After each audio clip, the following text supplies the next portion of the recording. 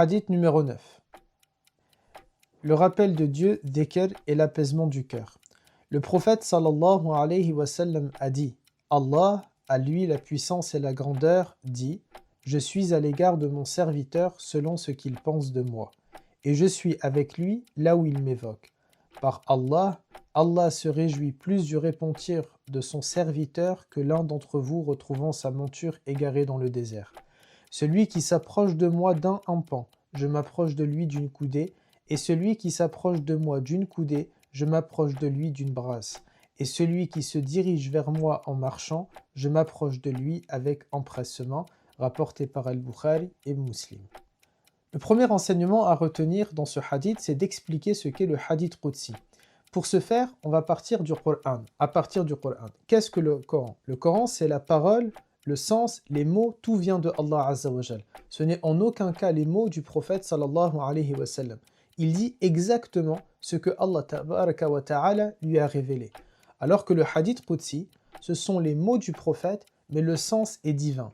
Je vous donne un exemple. Si vous êtes en train de regarder cette vidéo et que vous allez l'expliquer, la retranscrire avec vos mots, eh bien, c'est pas exactement mes mots, ce sont vos mots, mais le sens, c'est le sens que j'ai donné dans cette vidéo.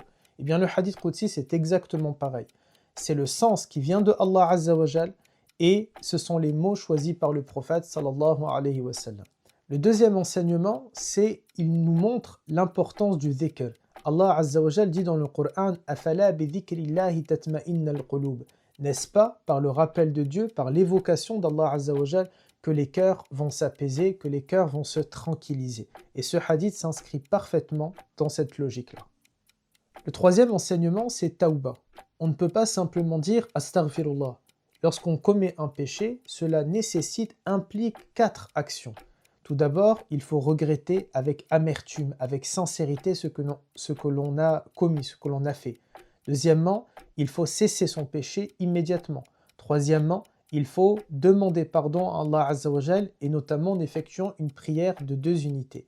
Et enfin s'ajoutera une autre condition, et ça c'est si on a commis un péché ou un impair ou quelque chose de mauvais vis-à-vis de quelqu'un, il faut obtenir son pardon et notamment en réparant son tort. Si j'ai volé, je ne peux pas simplement dire pardon, je ne peux pas simplement dire astaghfirullah, mais je dois donc regretter, arrêter mon vol, demander pardon à Allah Azza wa Jal en effectuant cette prière de 2 unités et réparer mon tort, c'est-à-dire je dois aller voir ma victime et m'excuser du vol que j'ai commis.